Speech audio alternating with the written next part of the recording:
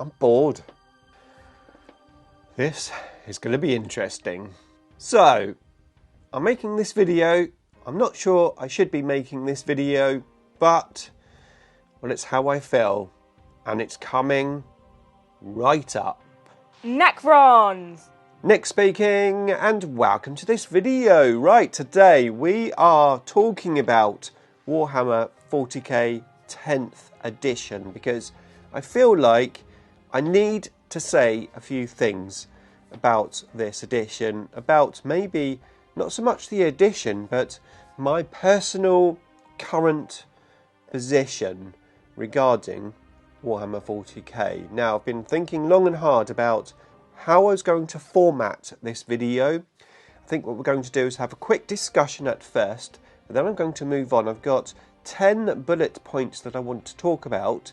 I'm going to talk about the for and the against of those particular bullet points, and hopefully that will leave me in a direction where I can sensibly talk about, well, this issue.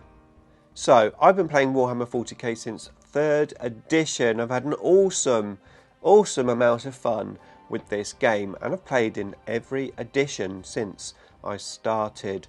I do have 6 armies, but my main army has always been Necrons. I played Necrons in every edition, and to be fair, in the last 3 editions, I've really only been playing Necrons with the exception of a couple of games. So I am talking from a Necron player point of view, as well as someone who's been in the hobby and played many games over the years.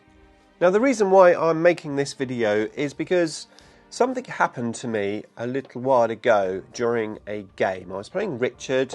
We were playing a competitive type game, my Canoptic Court against his new Dread Mob from the new Codex. And we were there. We both knew it was a competitive game. I don't have a problem with that. I'm going to talk more about that actually in a bit. However, Richard was taking his turn and I was standing there and I was removing my models from the table, and I thought to myself, damn, this is boring. Now, I'm not saying that the game was boring. I always enjoy playing Richard, and we had a great game, and it was a close game, so you can't really go wrong with that. However, it did sort of make me look at the whole picture of 10th edition and how, maybe compared to some previous editions, in some ways, I wasn't liking it as much. Now, I recently posted a poll on my community tab asking you whether you like or dislike 40k. The majority like it, but I also asked for some comments on what you liked and what you disliked. And it was really interesting reading those comments. Thank you to everyone who did comment. Some of those likes and dislikes were similar to mine, and some of them weren't, so a really interesting read. Now, if you did miss that community post, it could be that you're not a subscriber, so I'd highly recommend that you subscribe. And if you are subscribed, then don't forget to hit the bell button to keep up with all notifications. Right, press the like button and let's do this. Warhammer 40k 10th edition is the most balanced edition yet, and I can't argue with that. It really is a very balanced game. I thought that 9th edition was really balanced, but we had other issues which maybe we'll talk about later, like the Codex creep, for example. Overall, it was pretty balanced, but I think 10th edition is really balanced. Now, for reference, I'm recording this just before the Pariah Nexus mission deck comes out. I know roughly what's coming. However, I haven't played with that new mission deck, and hopefully that might change some of my opinions. However, from a competitive point of view, and let's face it, Warhammer 40k 10th edition is really based around competitive play. We have to be honest, it's where Games Workshop have pushed the game, and I can understand why they've done that. I mean, there is a big community that like to play in tournaments. Not necessarily everyone going there to win at all costs. A lot of people go to tournaments, probably 90% of people go there just to play some fun games. However, of course, there is quite a big community that just want to win events. And, well, that's so big, and that's probably where a lot of money is for Games Workshop, with people buying new toys, especially veteran players like myself who've been playing for a very long time. I've got a huge model collection, but, well, if GW make a particular unit really good and I'm more of a competitive player, then I'm going to be more inclined to buy more of those units. I might have one, but, well, now I want 3. The missions all seemed geared up to being as fair as possible. The terrain makes it as fair as possible on both sides. It's all about being fair and equal and balanced. Although obviously the game is never going to be balanced, because GW want to keep changing things to keep us interested, potentially, although sometimes that does push people away, but to keep us interested. And also to keep us buying miniatures. Now, I personally really enjoy playing a good competitive game. I am quite a competitive person. You ask anyone who plays me at Ludo. However, there's also a big side of me, probably the side that started way back in 3rd and 4th edition, that is not competitive.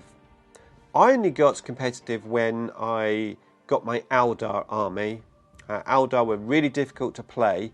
They're quite a finesse army, and I went searching on the internet, because the internet was a thing when I started Eldar. When I first started in 3rd edition, the internet wasn't so much of a thing, but by the time 5th edition came round, it was, and I started looking for tactics on how to play Eldar. I was guided to Fritz's 40K's channel with his tactical videos, and then I realised and worked out that, you know, there's quite a big tactical game to this, and there's a lot of shenanigans that you can do to really help your army.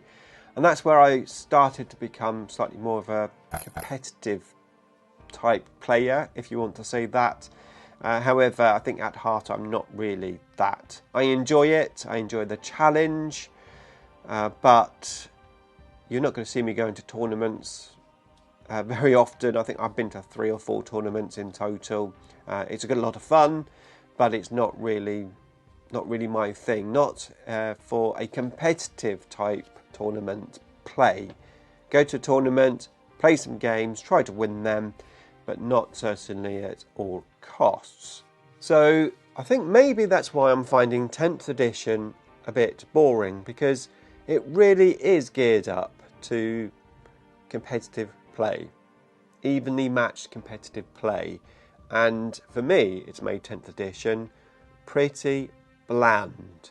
I mean, my favourite edition is 4th edition, not necessarily for the rules, but for the missions. The missions in there, I had so much fun. You had missions where one person was the attacker, one person was the defender, really wacky out there missions, but so much fun. You went into the mission knowing it was going to be a one-sided game, but it didn't matter. You were playing the game with each other, not against each other.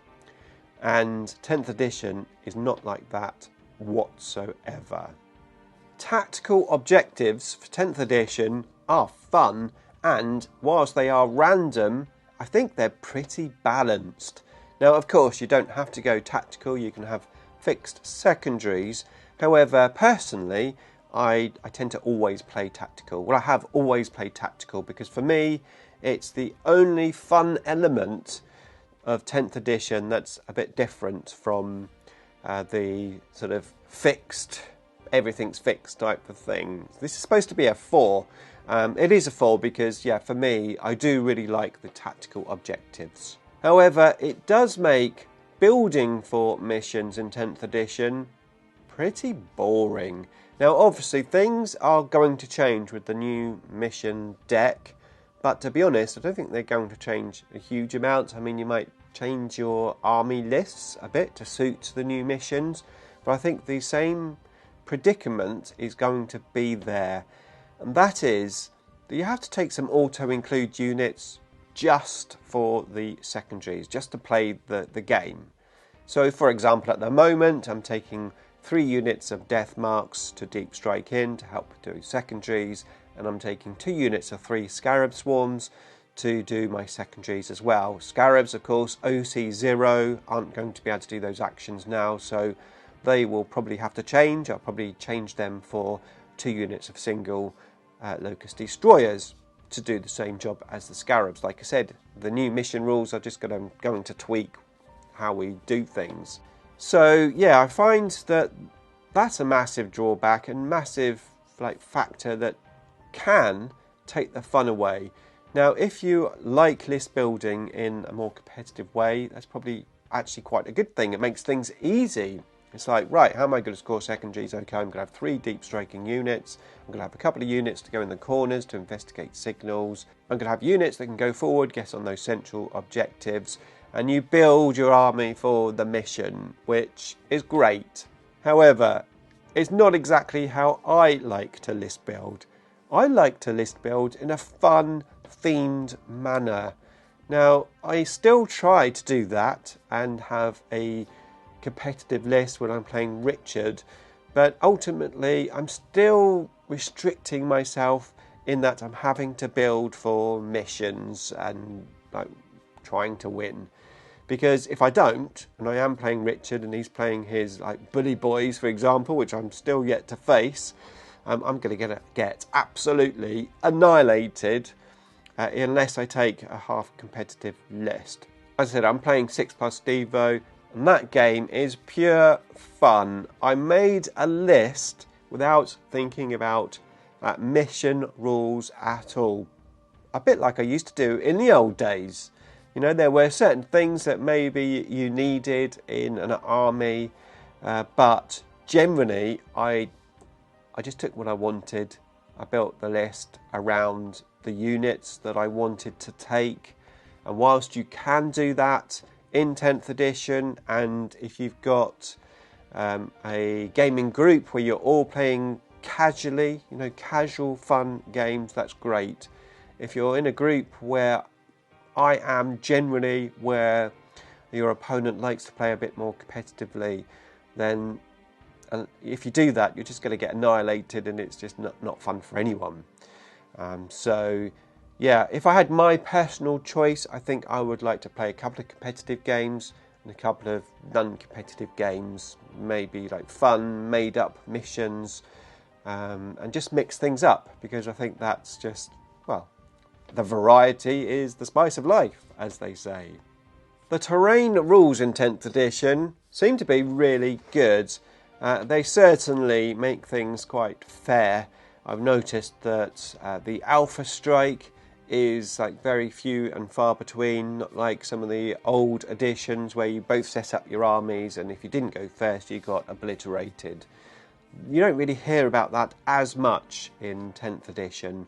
In actual fact, I think the way the missions work, it's probably actually better to go second, because the terrain, assuming you have a half competitive setup of terrain, you're going to be fairly well protected.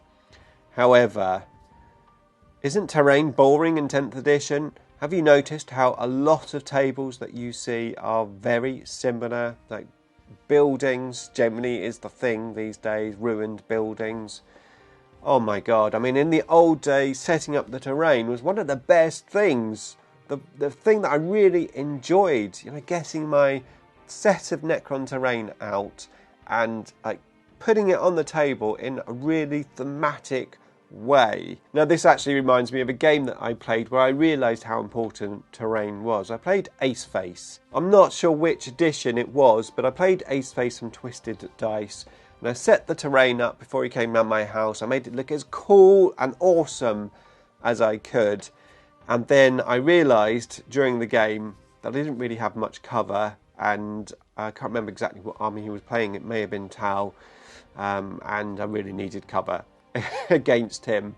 It just shows you that, yeah, terrain makes a huge difference. And I understand why people have a good amount of terrain and also even on both sides, but the aesthetic sides of things is not as nice. And whilst having things like terrain bases, those plastic clear things where you put the terrain on, is great for defining the edges, it's great for that competitive thing, but it really takes away from the looks of the table, from the looks of the game. I really enjoy putting my painted army on the table, looking at a really awesome looking table and playing a game on it, imagining you were there, imagining this is real, not imagining, oh, can I shoot through that piece of plastic on that board? You know what I mean.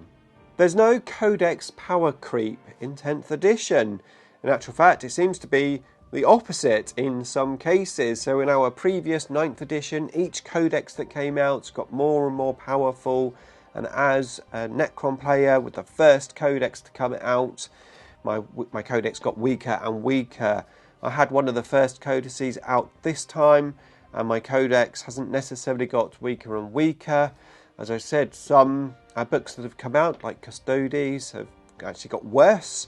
The Orc Codex seems to be pretty decent, to be fair. I am a bit worried about playing that, certainly in a non-competitive environment. I think competitively the Necrons probably will have half a chance, but those Orcs seem to be really good. But generally, the Codex creep doesn't seem to be such a problem in 10th edition, and that's got to be a positive thing.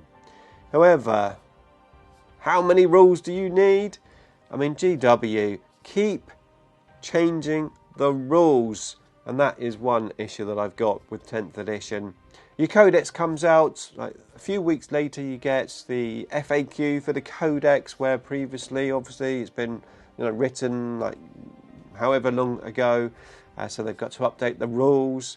And then you get points changes, and then you get the data slate changes, and then you get new codices come out, and new mission cards are coming out, and so many rules updates, which is absolutely fine when I have my competitive hat on, because I want all the latest stuff to be as even and balanced as possible. But when I take my competitive hat off and I put my casual gamer hat on, casual gamer head, and then I put on my casual gamer hat, and things change because, well, I generally only play once every couple of weeks. That's usually how much I play, a couple of times a month. And yeah, the rules updates are great for me because I play enough to probably keep up to date. However, if you only play once every 3 or 4 months, once every 6 months, those rules changes must be an absolute headache. I mean, I can imagine that. It's like, right, I want to play a game. What's changed? I mean, it's just annoying, right? So, yeah, I think this edition is definitely, as I said right at the beginning, very much geared up towards the competitive play. I do feel like casual gamers have been totally left out. Now, I appreciate we've got Crusade. That is on the list, so keep watching. The Games Workshop app is awesome, and that's coming from someone who hasn't actually subscribed to it. So I have the free version, and the free version is fantastic. Of course, I've got the code from my Necron Codex, and I put that in there, and I can access everything that I really need to access on there. Now, I am lucky in that before they started to charge for it, I did accumulate my app with some lists, because of course you are only supposed to have one free list on the app, but I've got 5 because I wish I'd done more. I've got 5 different ones, which isn't really enough. I could definitely do with probably twice that amount. However, I've got enough to keep me going.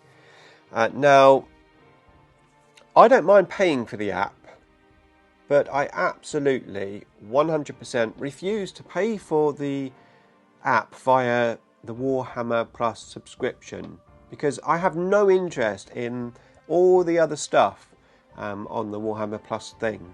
That doesn't interest me at all. I don't want to pay for it. I don't mind paying for the app. If the app was like $1.99 a month, maybe $2.99 a month, I'd pay for it. But for the Warhammer subscription, I'm not sure how much it is. It was $4.99, it's probably $5.99 now. No thanks, GW. I'm not going to do it. Now, it's fair to say that list building is really easy in 10th edition, and I think that's great because, well, it's just easy. You don't have to worry about elites and troops, and yeah, okay, you've got battle line, you've got characters, then you've got other.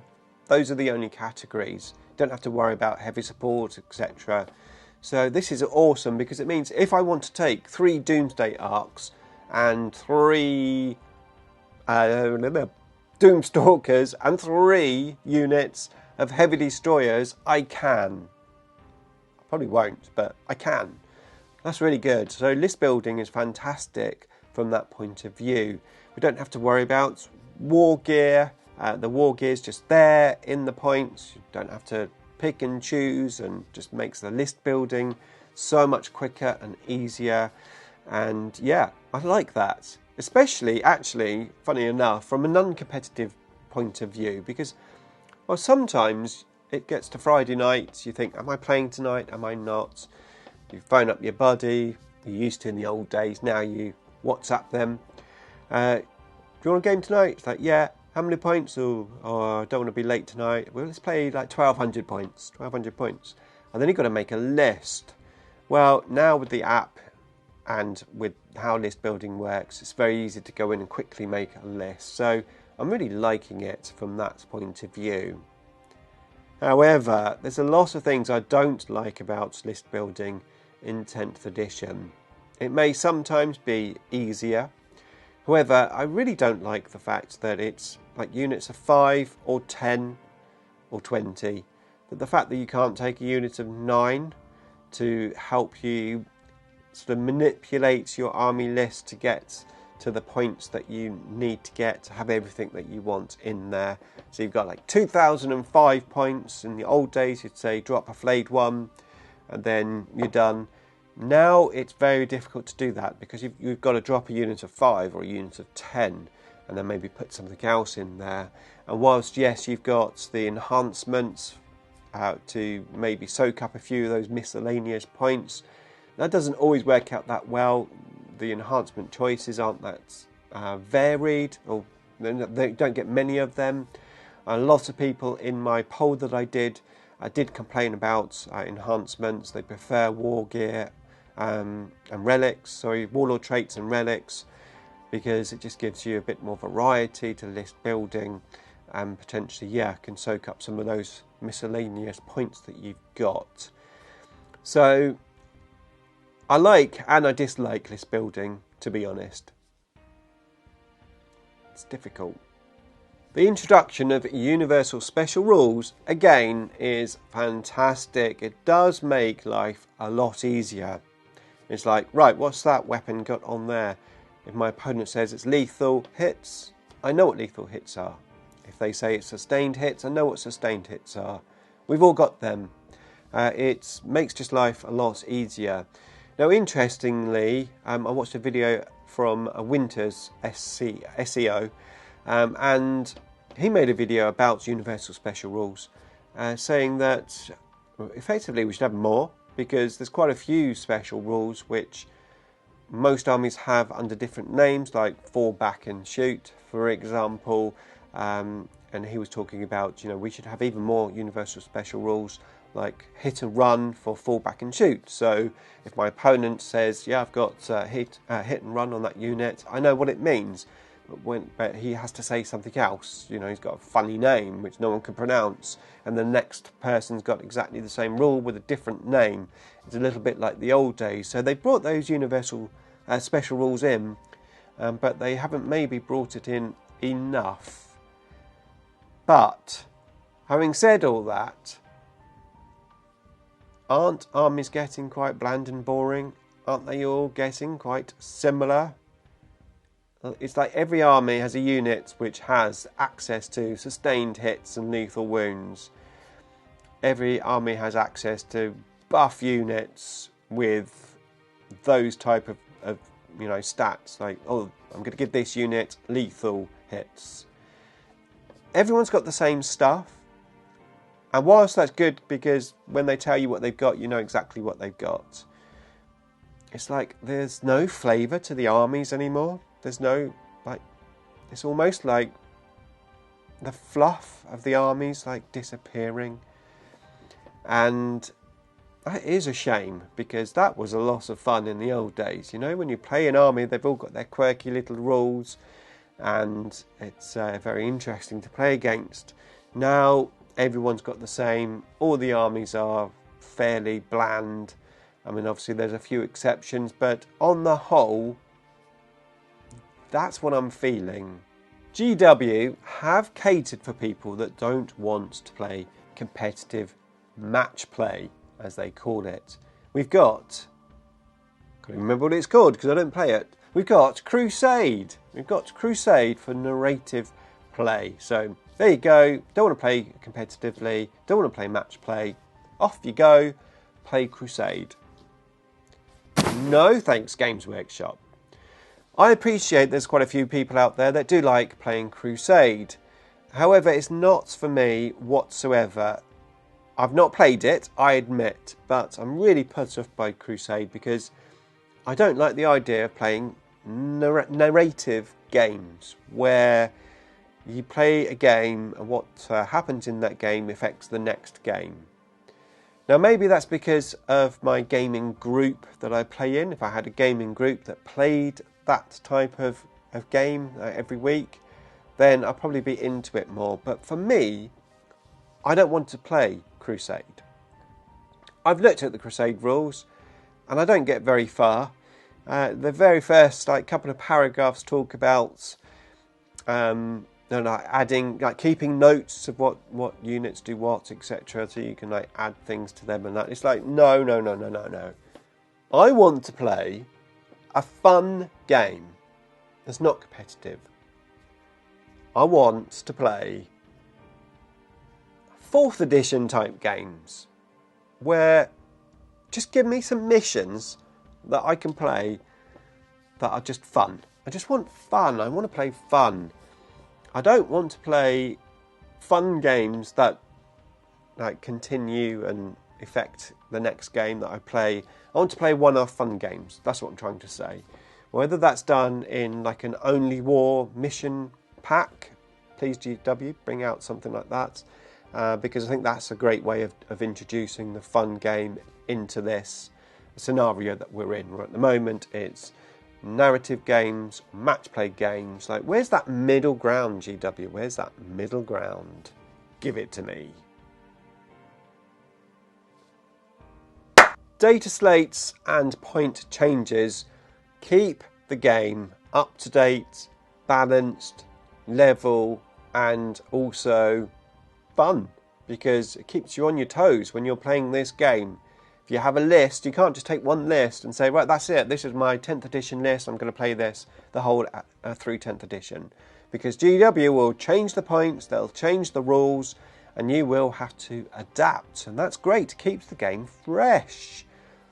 However, my notes say, oh God, not again, GW, don't change the rules. I always get a huge sinking feeling when GW release a points or rules change. It's like, oh, now what? What am I going to have to change? What am I going to have to adapt? And from a YouTuber point of view, it's great because it means that I can keep my channel fresh with new battle reports and new videos, etc. But if I didn't have this YouTube channel, I often ask myself the question, would I actually be playing 10th edition? Because I think depending on your gaming group, if your gaming group can't be bothered to get the latest rules, or if they don't have the money to get the latest rules, I might be stuck playing an older edition. I might be happy to be stuck playing an older edition. I mean, I've done it actually with another game that I play called Attack Wing, which is the Star Trek version of X-Wing. They introduced the game, my buddies and I bought it, we played it, we have a lot of fun playing it, and then they brought out Attack Wing version 2. We didn't buy it, we just play version 1.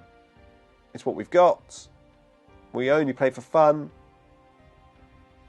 Maybe I'd be doing that with Warhammer 40k if I didn't have this YouTube channel. The new mission packs is going to shake things up. It's going to bring some new missions, it's going to bring some new balance, it's going to force people to use units which maybe they're not using at the moment to try to bring some more variety. to the game. The missions have been tweaked, so silly things can't be done, like OC0 doing actions. It's going to be more balanced. It's going to be more fairer on both sides of the table, unless you're Tyranids, of course, who heavily rely on OC0. However, hopefully they'll sort some stuff out for that. Yeah, the new mission decks is going to be awesome. A new era of 10th edition. Oh my god, not more rules GW. I can't keep up. Just when I've got my 5 lists locked and loaded for the 5 different Necron detachments. GW change everything. I'm going to have to change all of my lists again. Do I have time for that? I have a family, I have a job, I have this YouTube channel to run. I try and paint miniatures when I'm not making videos. Do I have time to mess around with all of my army lists again? Potentially have to paint and build units just so that I can adapt to the new rules. I'm not sure that I do. But, as I said before, because I have this YouTube channel, I'm highly motivated to do that. So, of course, you will see plenty of new prior Nexus stuff on the channel. I am really torn, as you can tell. There's a big part of me that love 10th edition, love the freshness and the balancing of the game, and I like making videos about it. But also, there's a side of me that just, I'm bored. I don't know whether it is 10th edition or what, but I think I need some more games that are not match play in my life. I played that game against 6+ Devo. I had so much fun. It was awesome. It didn't matter who won. We just had fun rolling dice, and we tried to make it as narrative as we could when we played the game. So maybe I just need some more games like that in my life, as well as the match play games. A variety is what I need, just to keep things fresh. Now that's my 10 things. I do want to add one more little thing, because it was a big comment on my community post. People were talking about the psychic phase disappearing in 10th edition, and most of those comments were very negative. It's like, I'm not going to play 10th edition where there's no psychic phase. I'm going to stick to 9th edition, was one of the comments. Now, personally, I love the fact that there's no psychic phase. That probably comes from the fact that I play Necrons. We don't have a psychic phase. So I'm not bothered there's no psychic phase. Actually, it's really good, because when it's my opponent's turn, there's nothing worse than them moving, saying, right, now it's the psychic phase. Oh, okay, yeah, carry on. Nothing I can do. I don't have any gloom prisms. And then, of course, they go into the shooting phase. And to be fair, the psychic phase can be quite devastating, or it used to be quite devastating. And then, on top of that, you had the shooting phase, which also could be quite devastating.